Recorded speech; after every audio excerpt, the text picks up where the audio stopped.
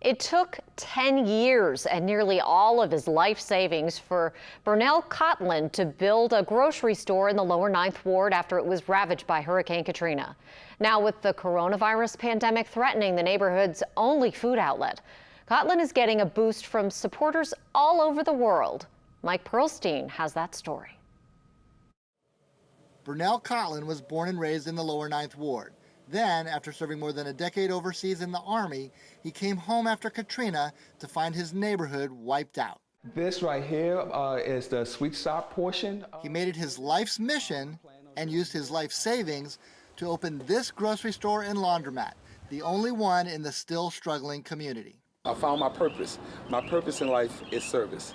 And that's why it's such an easy transition to go from serving our country to serving my community.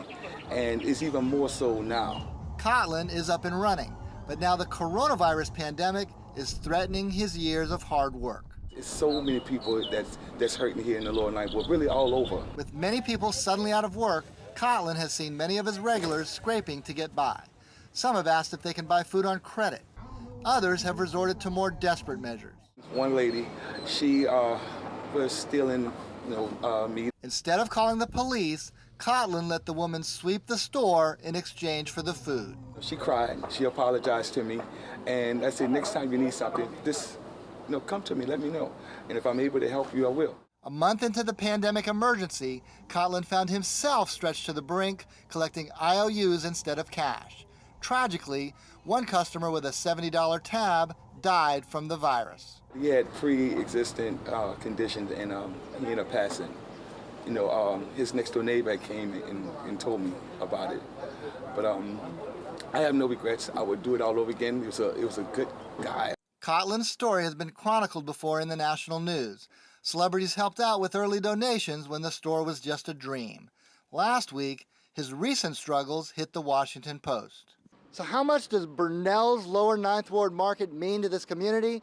Well, people have been coming from all over to contribute and help out, not just from the neighborhood, but from all over the city. I wanted to give this to you and say, no strings attached. I trust you. Marvin Schexnayder came from the nearby Holy Cross neighborhood. And I lost my part-time job because of this damn virus, but I still feel very, very fortunate. And so I felt like maybe I needed to give a little back.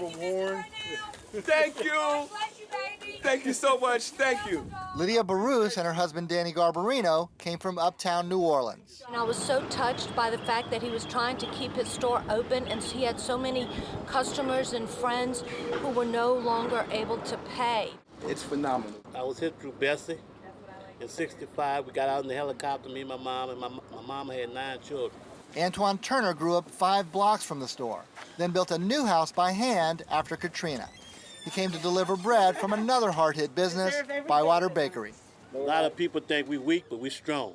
No matter what we go through, trials and tribulation, we will always be strong. A night walk will always be strong. I just wanted to give this from all of us. Eventually, the power of the internet and the goodwill of strangers kicked into high gear.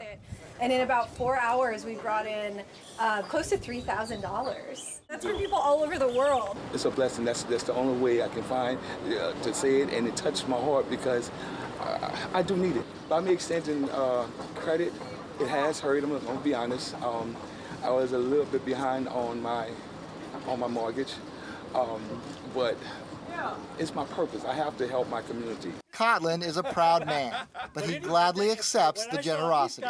Not only does it keep him afloat during these difficult times, but it inspires him to give back even more. Virtual hug. Yes, virtual hug. Mike Pearlstein, Eyewitness News. Amazing. Another fundraising effort, this one on GoFundMe. It's also piling up with donations. Cotlin says with any money left over after his debts are paid, he's going to look for more ways to give back to the community.